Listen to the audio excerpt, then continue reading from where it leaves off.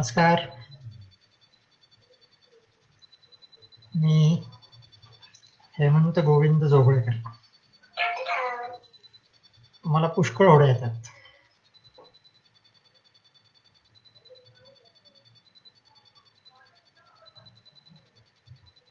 मला पुष्कळ होड्या येतात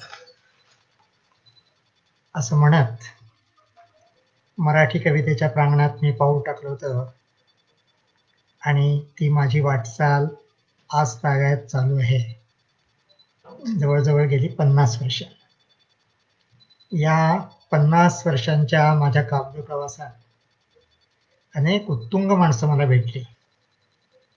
त्यांचं कृतज्ञ स्मरण करावं आणि त्यासोबत माझ्या काही कविता आज सादर कराव्यात असा बेत आहे. हा प्रत्यक्षात यायला झिम्माड काव्यसमूहाच्या वृषाली विनायक यांनी पुढाकार घेतलाय. अनेकांचं तांत्रिक सहाय्यही त्यामागे आहे. लाईव्ह कार्यक्रम असल्यामुळे अनेक कविमित्र सुद्धा मला इथे दिसत आहेत. आपण सर्वांना नमस्कार करून मी सुरुवात करतो. वास्तविक मी कवितेच्या क्षेत्रात यावं याला कोणतंही बाह्य कारण नव्हतं. आमच्या घराण्यात कोणी कविता लिहित नव्हतं. मी वाङ्मयाचा विद्यार्थी नव्हतो. मी गरीब बिचारा केमिकल इंजिनिअरिंग शिकत होतो, तेही IIT सारख्या मराठी साहित्यिक वातावरणापासून कोसो दूर संस्थेमध्ये. पण अचानक मला वाटलं आपल्याजवळ काहीतरी वेगळं सांगण्यासारखं आहे आणि मी लिहू लागलो. कथा, स्फुटगद्य आणि असं काही जे कविता आहे असं माझं मलाच वाटलं. तेव्हा लिहिलेली एक कविता सादर करतो.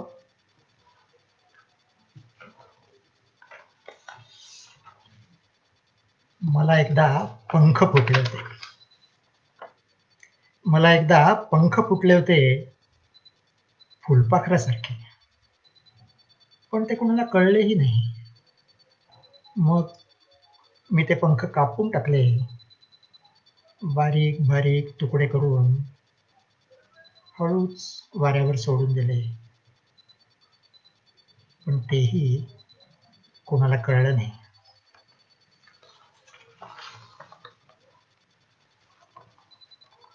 सहज लिहून झालेल्या अशा काही कविता सुट्टीत पुण्याला गेलेलो असताना किर्लोस्कर मासिकाकडे मी घेऊन गेलो.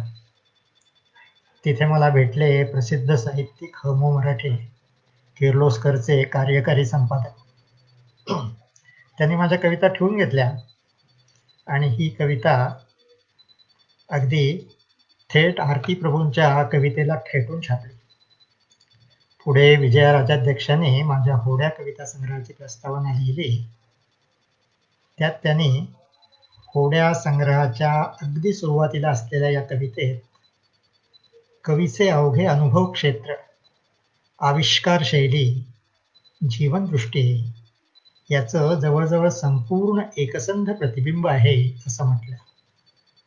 समीक्षक संजय आर्वीकरांना ही कविता सामाजिक जाणीवेची वाटली. संवेदनक्षम कलावंताला जाणवणारी त्याच्या भोवतालच्या समाजाची असंवेदनशीलता. 1972 साली मी होड्या कविता लिहिली. ती माझ्याकडे पडून होती. 1975च्या शेवटी महाराष्ट्र टाइम्सना मुख्यतः नवोदित कवींसाठी मासिक काव्य स्पर्धा जाहीर केल्या. पहिल्याच स्पर्धेचे परीक्षक होते मंगेश पाडगावकर. त्या स्पर्धेसाठी मी होड्या कविता पाठवली. स्पर्धेसाठी 5000 कविता आल्या आणि त्यातून पाडगावकरांनी होड्या कविता पहिल्या क्रमांकाने निवडली. तिचं भरभरून कौतुक केलं. ही एका तारुण्याच्या उंबरठ्यावरच्या मुलाची कविता होती. त्याच्या घरी काही पाहुणे आलेत आणि त्यात एक मुलगी आहे. या मुलाला मनातून काय वाटतंय आणि प्रत्यक्षात काय घडतंय याचं हे चित्र होड्या.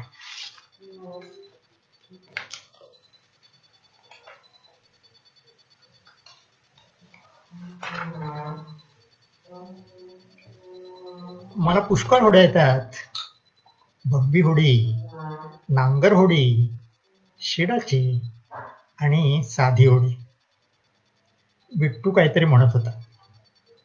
तो नेहमीच काहीतरी म्हणतो म्हणा. कॉफी तर सगळेच प्यायलो, ती चालवीत आली होती म्हणे गाडी. बब्बी होडी, नांगर होडी, शेडाची आणि साधी होडी. बोलणं तर बोलायचंच असतं. सगळेच काय काय बोलत होते. माझ्याशी नाही, पण तीही चिकार बडबडली. पुष्कळ जण होते. मी बोललोच नाही काही. बब्बी होडी, नांगर होडी, शेडाची आणि साधी होडी. चिंकू कुत्रा गोडीत होता. हाव याव, इकडे धाव तिकडे धाव. तिच्याशी तर फारच गोडीत होता. तीही भलतीच गोडीत होती. बब्बी होडी, नांगर होडी, शेडाची आणि साधी होडी. दास अंकलनी मला विचारला पहिलाच प्रश्न दुसऱ्या वेळेला. मी सांगितलं म्हणा दोनदा, पण ती म्हणाली पप्पा तुम्ही कमालच करता. बब्बी होडी, नांगर होडी, शेडाची आणि साधी होडी. कॉफी तर तिनंच दिली. तेव्हा मी आणि गंधे काका चेस खेळत होतो. फरसाण सुद्धा तिनंच आणलं. एकदा घेतलं, दुसऱ्यांदा नाही म्हणालो. बब्बी होडी, नांगर होडी, शेडाची आणि साधी होडी.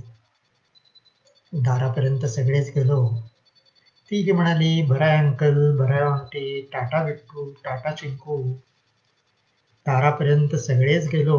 तीही म्हणाली बराय अंकल, बराय आंटी, टाटा बिट्टू, टाटा चिंकू. नंतर म्हणालीच नाही काही. बब्बी होडी, नांगर होडी, शेडाची आणि साधी होडी. पाऊस ना पडलाच नाही. पाणी ना वाहिलंच नाही. होड्या ना सोडल्याच नाहीत. होड्या ना केल्याच नाहीत. पण मला पुष्कळ होड्या येतात. बब्बी होडी, नांगर होडी, शेडाची आणि साधी होडी.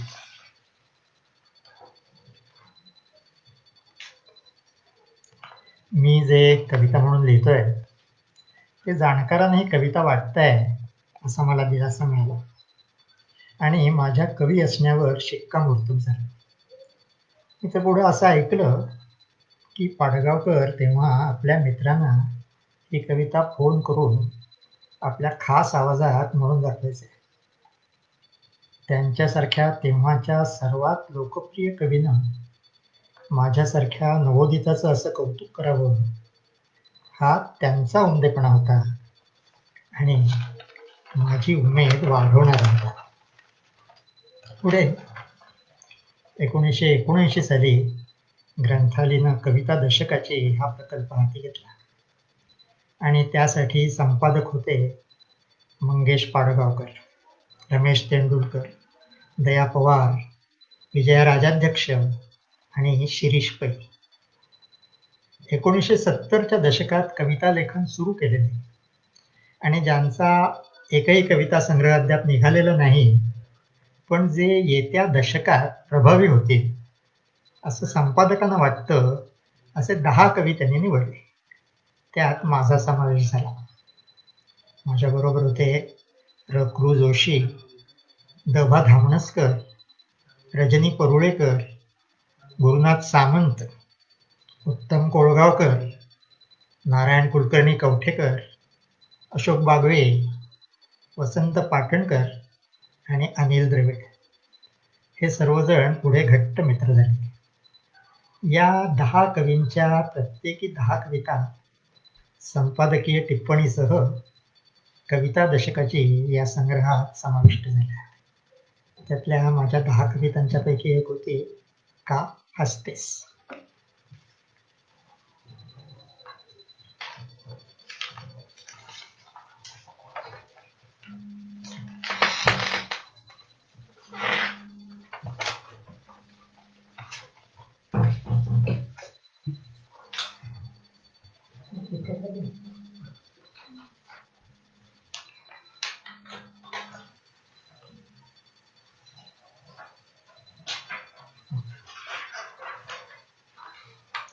माफ करा, कविता शोधण्यात थोडासा वेळ गेला.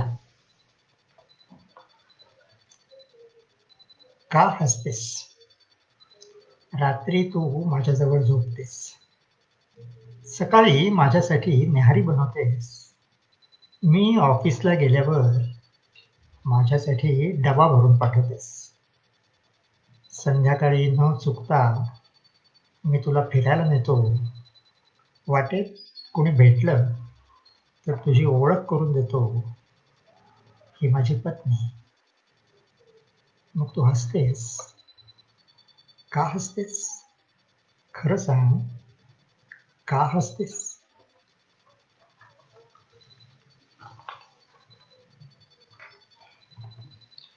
माझा पहिला कविता संग्रह 1982 साली होड्या या नावानं झाला. त्याला नवलेखक उत्तेजन अनुदान मिळालं. विजयहरी वाडेकरांच्या श्री प्रकाशनातर्फे तो प्रसिद्ध झाला आणि मूळनं तो वितरित केला.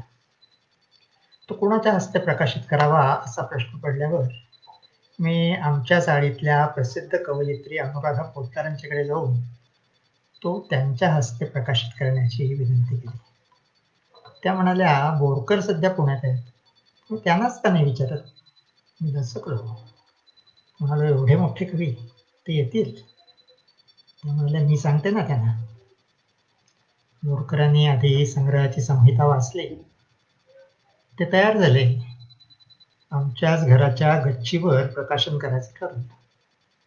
आश्चर्य म्हणजे बोरकर आणि अनुराधाबाईच नव्हे, तर साध्या पत्राच्या निमंत्रणावरून या समारंभाला विद्याधर पुंडलिक, ह.म. मराठे, आनंद यादव, गन्ना जोगळेकर, शशी भावे, सरिता पत्की अशी अतिरथी महारथी मंडळी श्रोते म्हणून आले. मी बोरकरांना भाषण करण्याची विनंती करताना साहजिकच त्यांचा उल्लेख ज्येष्ठ आणि श्रेष्ठ कवी असा केला. तर बोरकरांनी भाषणाची सुरुवातच अशी केली. एकदा पॅरिस शहरात एक पत्र आलं. त्यावर फ्रान्सचा सर्वश्रेष्ठ कवी एवढाच पत्ता होता. आता पॅरिसचा पोस्टमन सुद्धा साहित्याशी सवकळ असलेला होता.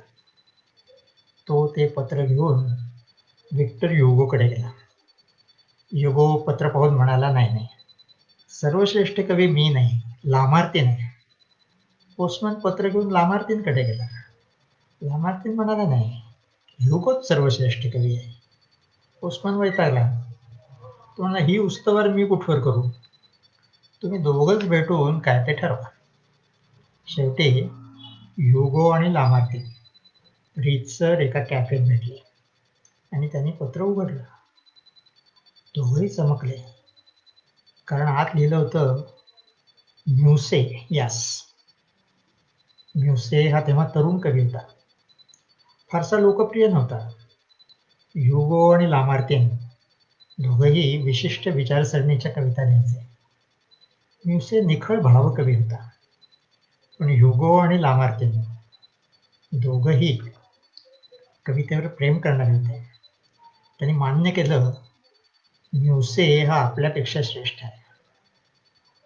बोरकर पुढे म्हणाले, आत्ता माझा उल्लेख ज्येष्ठ आणि श्रेष्ठ कवी असा झाला आणि मला ही गोष्ट आठवली. आज मी ज्यांच्या कवितांचं प्रकाशन करायला आलोय ते जोगळेकरही निखळ भावकवी आहेत. बोरकर एवढंच म्हणाले आणि पुढे बोलू लागले. पण असं बोलून बोरकर जे सूचित करत होते त्यांना मी विलक्षण संकोचन दिलं. बोरकरांनी असं म्हणावं हा माझा मोठेपणा नव्हता, बोरकरांचा होता. पुढे बोरकर माझ्या कवितेविषयी बरंच काही बोलले. त्यांना माझ्या कवितेत जे विशेष जाणवले होते ते होते चित्रदर्शित्व आणि तीव्र संवेदनशीलता. त्यांनी उल्लेख केलेली एक कविता त्यातली वाचून दाखवतो. कवितेचं नाव आहे कुर्र.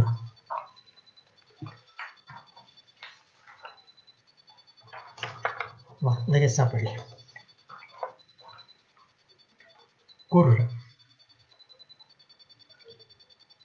बाहेर जेव्हा पाऊस पानापानानं भिजत होता, मी त्याला पाहिला छोट्याशा पानावर बसून बासरी वाजवताना.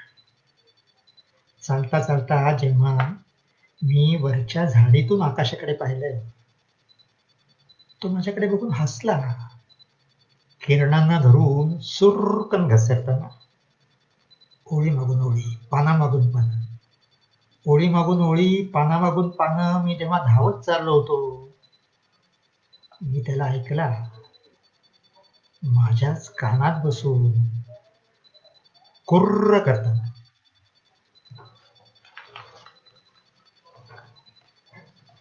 होड्या संग्रह वाचून त्यावर अनेक मान्यवरांनी आपणहून पत्र पाठवली.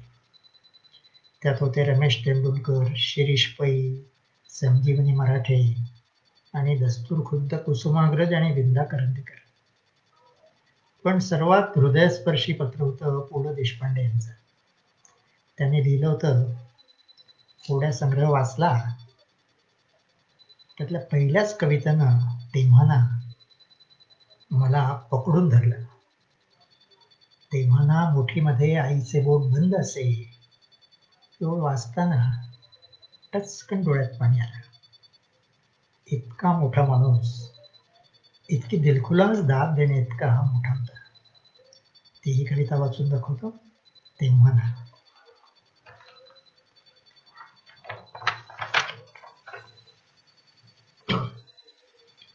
तेव्हाना धूळ गवत आणि खडे माझ्या पायांना थेट गुदगुल्या करीत. तेव्हाना धूळ गवत आणि खडे माझ्या पायांना थेट गुदगुल्या करीत. आमचे सिंहासन तेव्हा पेरूच्या झाडावर होते. सगळ्या पानांची चव मला तोंडपाठ होती. सहज मी फुलाच्या आत हिंडून येत असे. तेव्हाना कपाटाच्या हिमालयावर मी समाधी लावून बसे. एकदा आकाशाचा घुमट उचलून मी बाहेर डोकावून पाहिले होते. नंतर पुन्हा तो जसाच्या तसा ठेवून दिला होता. तेव्हाना शिकवलेले सगळे कसे समजत असे ताबडतोब. सगळे रंग तेव्हा कसे छान वेगळे निघत असत. इतिहासातल्या सगळ्या राजांना मिशा असत. तेव्हा धनुष्यबाण घेऊन मी लढाईवर जात असे. तेव्हा धनुष्यबाण घेऊन मी लढाईवर जात असे. तेव्हा मुठीमध्ये आईचे बोट बंद असे.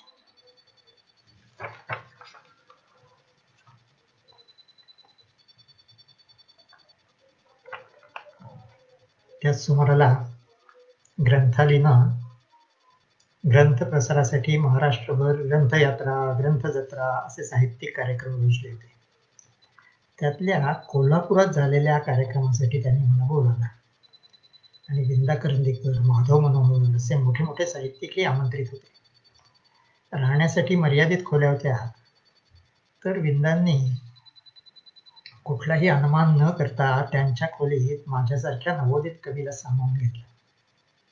निरोप घेताना मला उद्देशून विंदा म्हणाले, एका अस्सल कवीच्या सहवासात राहायला मिळालं.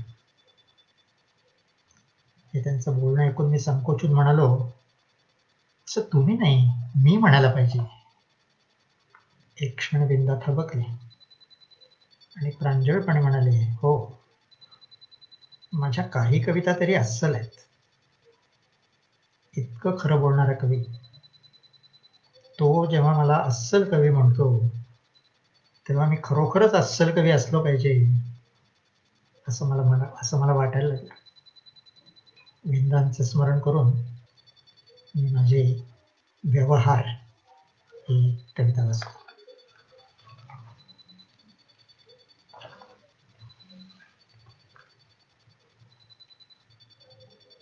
शेवटी हाही एक व्यवहार आहे. शेवटी हाही एक व्यवहार आहे आणि माणसानं व्यवहाराला चोख असावा. देण्या घेण्याच्या गोष्टी आधीच स्पष्ट केलेल्या बऱ्या. मी तुम्हाला एक कविता देईन. एक म्हणजे एकच असेल असं नाही, एकातच असतील अनेक कवितांचे गर्भ चिरडलेले. पण आपण सोयीसाठी तिला एक कविता म्हणू. कवितेत एक रस्ता असेल, नागमोडी गर्द झाडीतून गेलेला, झाडांवर पाखरांचा केलेला. रस्ता म्हणून मी पसरीन माझे स्वतःचे आतडे शक्य तेवढे सरळ करून. आतून तुम्हाला हवं तर लावून देईन या आतड्याला नरम आणि उबदार अस्तर. झाडं म्हणून मांडून ठेवेन हातातून निसटत गेलेली आजवरची वर्ष दुतर्फा आणि पाखरांच्या किलबिलाटासाठी स्वरबद्ध केलेले प्रियजनांचे हुंदके. माझ्या कवितेच्या रस्त्यावरून शेवटी तुमचे तुम्हालाच जावं लागेल. मी फक्त म्हणू शकतो रस्त्यावरच्या नगरपालिकांच्या पाट्यानितके निर्विकार होऊन तुमचा प्रवास सुखाचा होऊ. आभारी आहोत. शेवटी माणसानं व्यवहाराला चोख असावा. मी तुम्हाला एक कविता दिली, तुम्ही माझ्या कवितेत शिरात.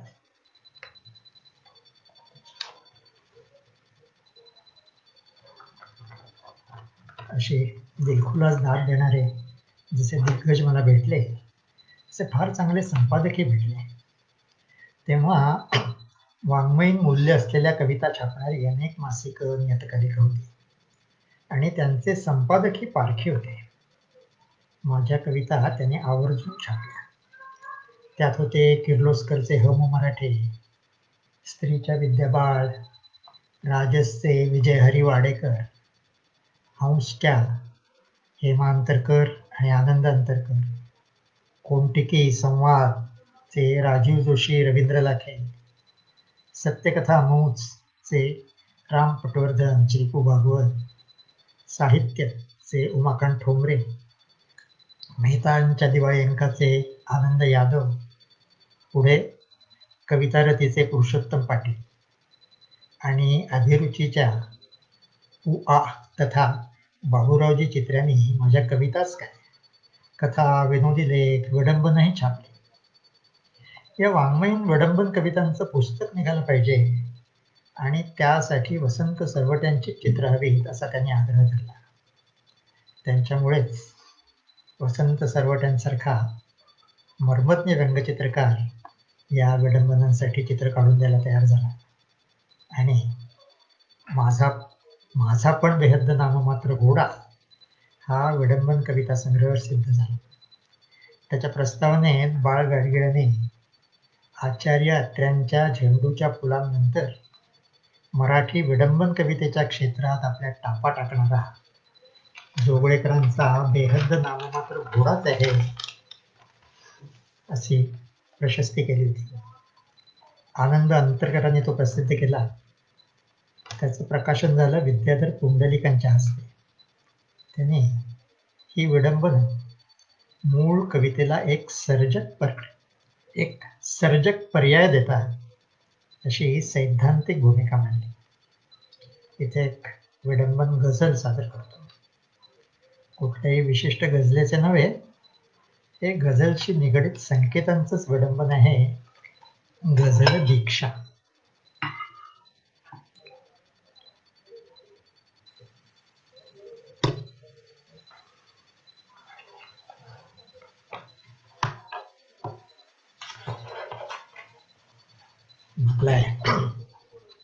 या गुन्ह्याला हीच शिक्षा, या गुन्ह्याला हीच शिक्षा, एवढी तू घाल भिक्षा. कावळ्याने काव केले, कावळ्याने काव केले, कावळ्याने काव केले, काणली माझी प्रतीक्षा. आज मी गाणार नाही, नकोच. आज मी गाणार नाही, आज मी गाणार नाही, संपली माझी परीक्षा. पुढचा शेर नीट आहे का? सायमी लावी मिशीला, सायमी लावी मिशीला, सायमी लावी मिशीला, आरसा छापे समीक्षा. आणि चंदू पुढचा शेर तुझ्यासाठी आहे. मी गुरु केले लघुला, मी गुरु केले लघुला, मी गुरु केले लघुला, घेऊनी ही गझल दीक्षा. आणि शेवटचा शेर, वेळ तू लावू नको, वेळ तू लावू नको ग, वेळ तू लावू नको ग, थांबली बाहेर रिक्षा.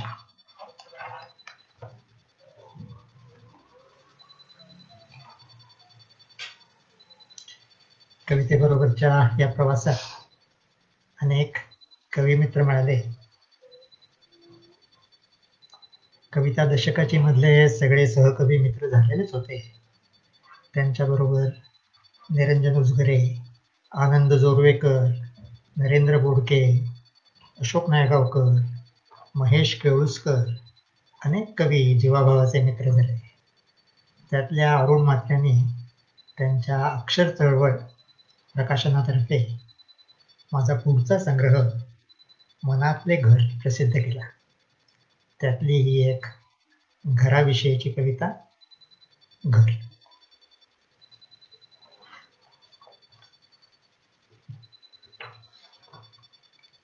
मी घरी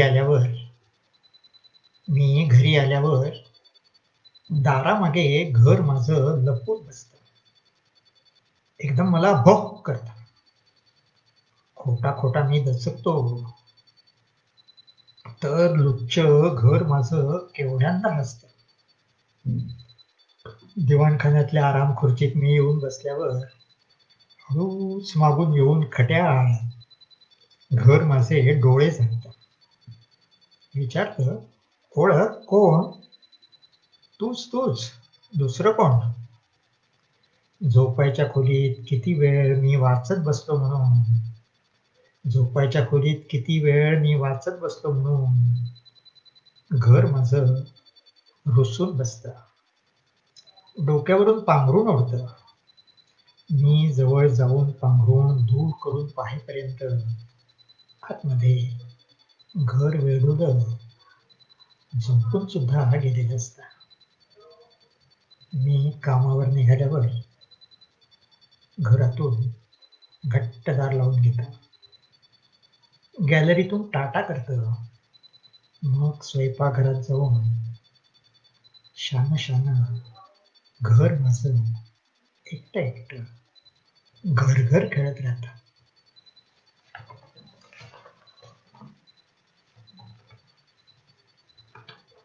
याच संग्रहातली आणखीन एक कविता सादर करतो. सॉरी, या संग्रहातली नाही, त्यानंतरचा माझा कविता संग्रह मीच प्रकाशित केला आणि मौजकडे वितरणासाठी दिला. तो होता उघडे पुस्तक. त्याची ही शीर्ष कविता. हे पुस्तक उघडून द्यायला आईला सांगणारी.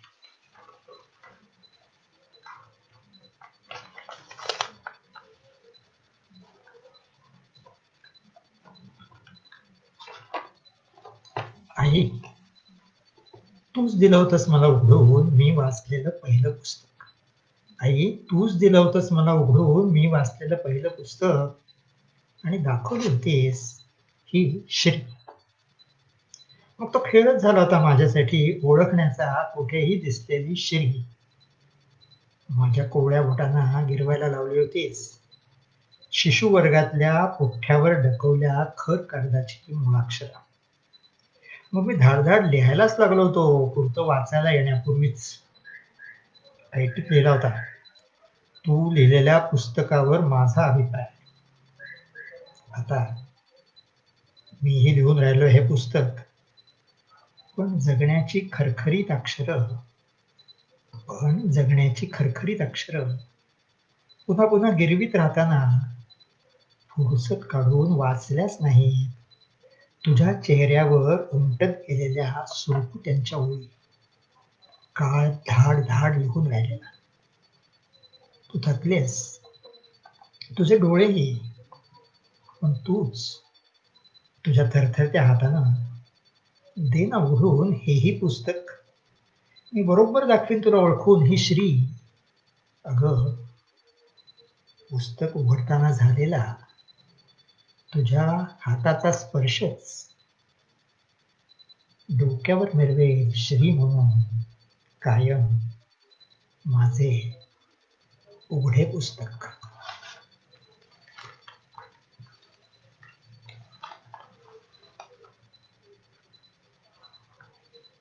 याच संग्रहातली आणखीन एक कविता सादर करतो, नातीच्या राणी.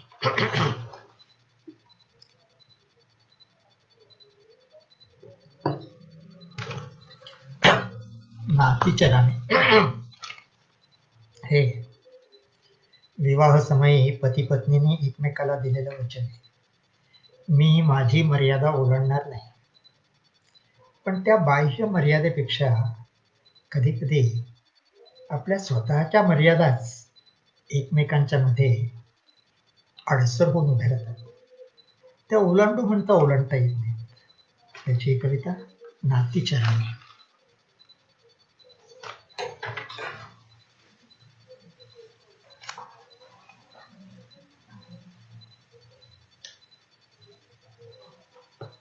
पहिल्यांदा जेव्हा घेतला होता तुझा हात हातात, पहिल्यांदा जेव्हा घेतला होता तुझा हात हातात, एकदम म्हणालीस गदगदल्या आवाजात, म्हणशील ना मला आपली माझ्या दोषांसकट. तेव्हाच दचकलो होतो, पण म्हटलं होतं पूर्ण विश्वासानं, आता आहेसच ना तू माझी, जसा मी तुझा. नाही आपण वेगवेगळे, तुला हृदयाशी धरत. फिरताना गर्द झाडीच्या रस्त्यातून सुरुवातीच्या मंतरलेल्या दिवसात, फिरताना गर्द झाडीच्या रस्त्यातून सुरुवातीच्या मंतरलेल्या दिवसात म्हटलं होतं, चल जाऊ जरा दरीत रस्ता सोडून. पटकन म्हणालीस, मी नाही येणार, मला भीती वाटते. तू जा एकटाच तुला जायचंच असलं तर.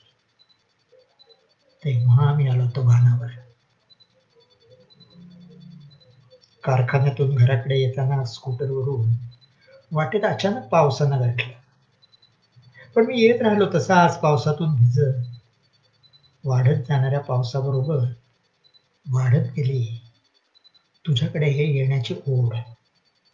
दारातच तू म्हणालीस, नडलं होतं का इतक्या पावसात यायचं, आणि निघून गेलीस रागाटात. मग ओल्याचिंब कपड्यातच बसलो कोचावर, मग ओल्याचिंब कपड्यातच बसलो कोचावर. निघता निघेनात पायातून ओले कच्च बाहेरचे बूट. मी घरी येताच तू सांगितलीस आनंदून मला बक्षीस मिळाल्याची बातमी.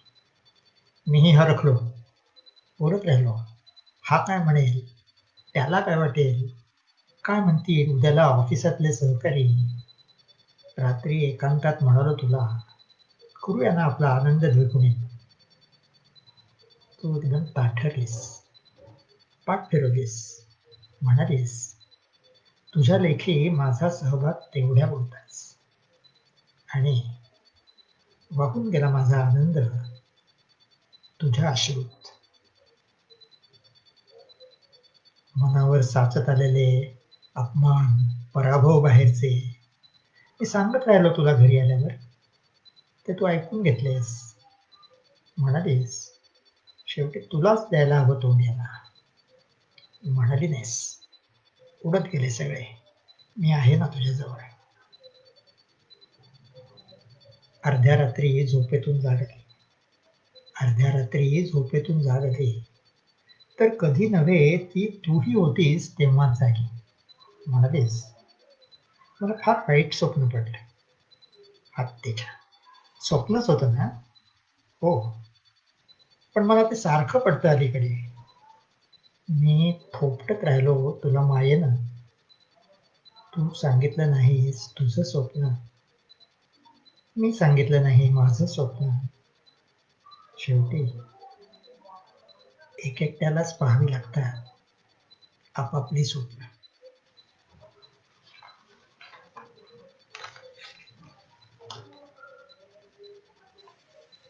त्यानंतरचा माझा कविता संग्रह तो आहे तिसरा डोळा.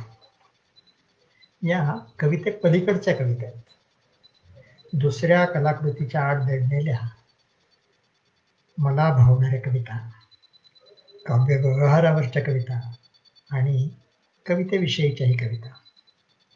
त्यातलं हे शरद बाबूंची देवदास वाचून पडणारं प्रश्नोपनिषद शेष प्रश्न देवदास.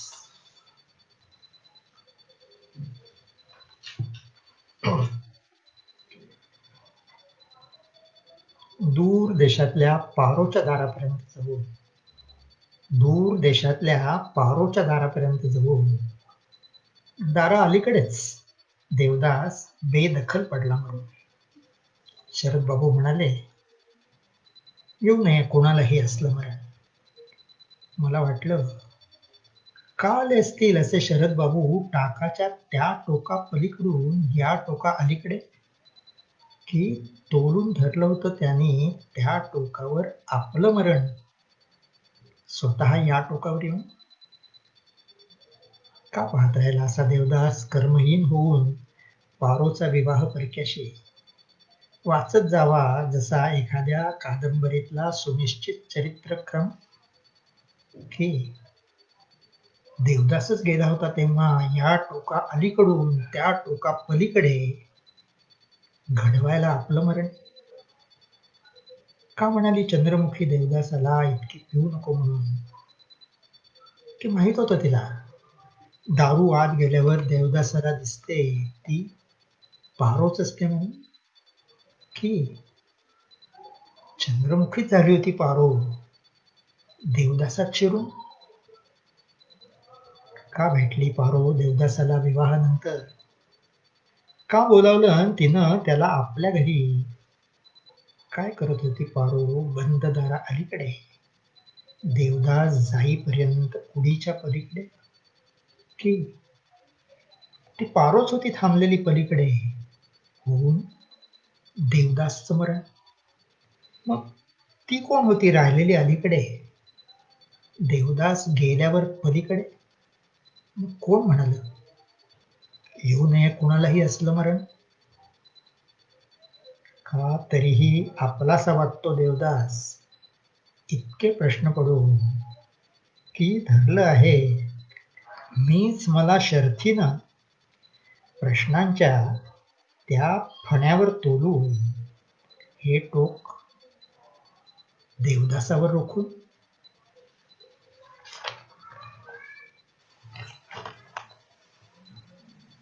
आणि अगदी अलीकडे म्हणजे सध्याच्या लॉकडाऊनच्या जस्ट आधी प्रसिद्ध झालेला माझा संग्रह आहे उत्तर आहे.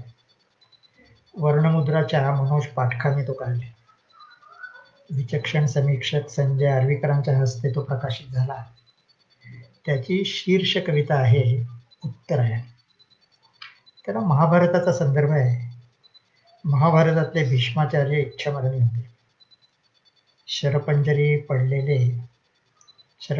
पडले तरी उत्तरायणाचा शुभकाल सुरू होईपर्यंत त्यांनी आपलं मरण रोखून धरलं होतं.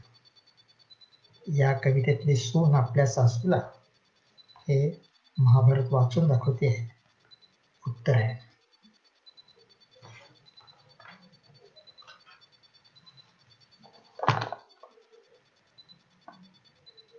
सून वाचून दाखवते.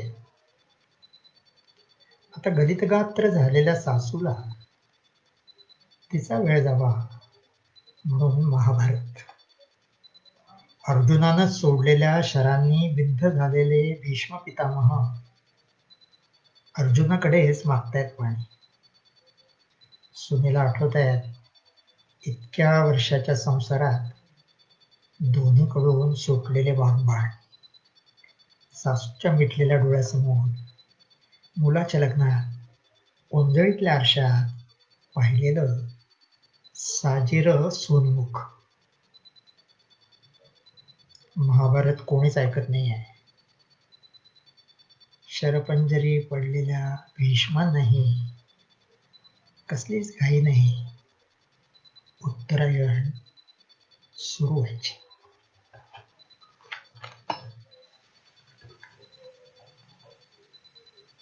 आणि याच संग्रहातली आणखीन एक कविता वाचून दाखवतो. कविता आहे समजा.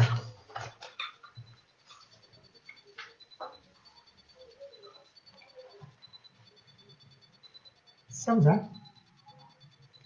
तुम्ही करताय गच्चीत शतपावली आणि दिसते तुम्हाला समोरच्या इमारतीत एका गॅलरीत केस विंचरणारी तरुणी. समजा तुम्ही करताय गच्चीत शतपावली आणि दिसते तुम्हाला समोरच्या इमारतीत एका गॅलरीत केस विंचरणारी तरुणी. तर साहजिकच पाहत राहाल तुम्ही तिच्याकडे. तुम्ही पाहताय असं पाहून ती झटकन जाईल. समजा ती पुन्हा डोकावलीच बाहेर, तर तिराईत पुरुष म्हणून तुम्हाला वाटेल तिला करायची खात्री तुम्ही तिच्याकडेच पाहता यायची. आणि तुम्ही पाहताय म्हणजे ती सुखावणार ह्या विचारानं तुम्ही सुखावणार. पण मग वाटेल साहजिकच तुम्हाला कुतूहल, कोण ही तरुणी, काय तिचं नाव. समजा तिचं नाव आहे नेत्रा. पण तरुणीला पुरत नाही नुसतं नाव. ती कोणाची कोणाची मुलगी, कोणाची बहीण, की कोणाची बायको. समजा ती आहे तुमची बायको. आणखी सुखावलात, पण मग तर तुम्ही दुखावले जाल संशया. संतापाल, कोणाशी चालली आहे तुमच्या बायकोची नेत्रपल्लवी. समजा ती आहे तुमची बहीण, तर तुम्ही व्हाल खबरदार. कोण पाहतोय माझ्या बहिणीकडे, द्यायला हवा त्याला धाव. समजा ती आहे तुमची मुलगी. बापरे, मग वाटेल तुम्हाला मुलीची काळजी. लावून घ्याल तुम्ही गॅलरीचं दार. सांगाल तिला अनुभवाच्या जोरावर, पुरी वाईट असते तिराईत पुरुषाची नजर. समजा ती आलीच नाही गॅलरीत नंतर, तर तुम्ही जाल निमूट खाली तुमच्या घरात. घरी गेल्यावर बायको सांगेल, फोन होता तुमच्यासाठी. तुम्ही विचाराल कोणाचा. ती म्हणाले काय की. म्हणाली मी नेत्रा. तुम्ही सटपटाल. ते पाहून बायको विचारेल, काय हो, ही नेत्रा कोण तुमची. अजूनही तुम्ही समजताय की तिचं नाव आहे नेत्रा.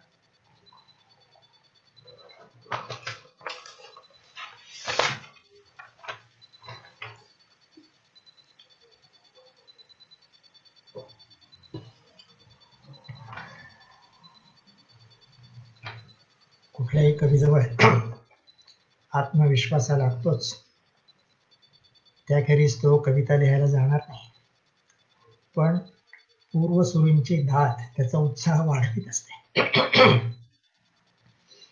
कवीला कविता लिहिताना प्रश्न पडत असतात. पूर्वसुरींची कविता त्याला वाट दाखवत असते. कधी कधी जुन्या कवींनी धरलेल्या वाटा मोडून नवी वाट घ्यायला उद्युक्त करत असते. माझ्या पूर्वसुरींकडून मला जे मिळालं ते नव्या कवींना देणं माझं उत्तरदायित्व ठरतं. समीक्षक नव्या कवितेची दखल घेत नाही असं नव्या कवींना नेहमीच वाटतं. नव्या काय, माझ्यासारख्या जुन्या कवींनाही वाटतं. तर हे काम आपणच करावं या भूमिकेतून ज्यांच्या कवितेची दखल घेतली गेली पाहिजे असं मला वाटतं. पण ज्यांच्याकडे लक्ष द्यायला समीक्षकांना अद्याप सवड झालेली नाही अशा 15 कवींवर मी लेखले. ते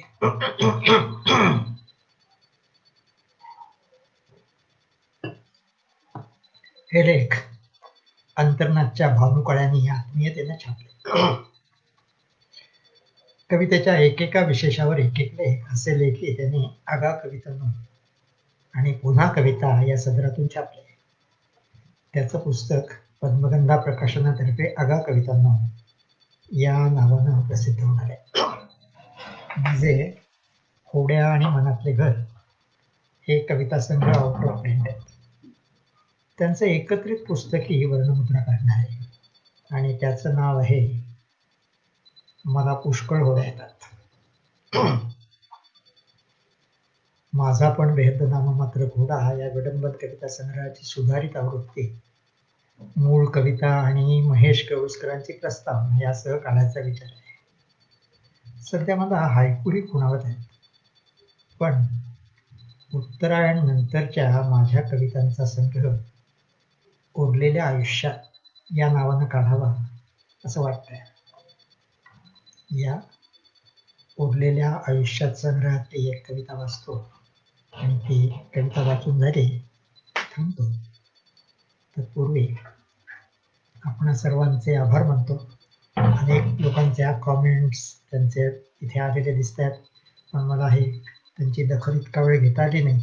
मी सर्वांचे आभार मानतो आणि ही कविता वाचतो.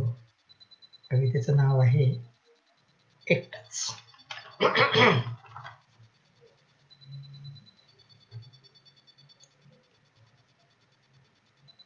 मी भाजी आणायला जाताना विचारलंस पाकिट घेतल्यात का?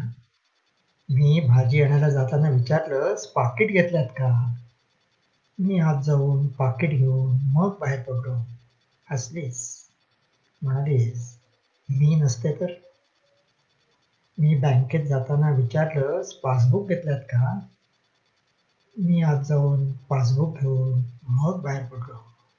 हसलीस, म्हणालीस मी नसते तर? मी डॉक्टरकडे जाताना विचारलंस पहिले रिपोर्ट्स घेतलेत का? मी डॉक्टरकडे जाताना विचारलंस पहिले रिपोर्ट्स घेतलेत का? मी आत जाऊन रिपोर्ट्स घेऊन मग बाहेर पडलो. हसलीस, म्हणालीस मी नसते तर? एकटाच परदेश प्रवासाला निघाल्यावर आठवणीनं पासपोर्ट घेतला, चलन घेतलं, तिकीट घेतलं, तुझ्याकडे पाहिलं, तूही हसलीस, फोटो तोडून म्हणालीस मी असते तर? धन्यवाद.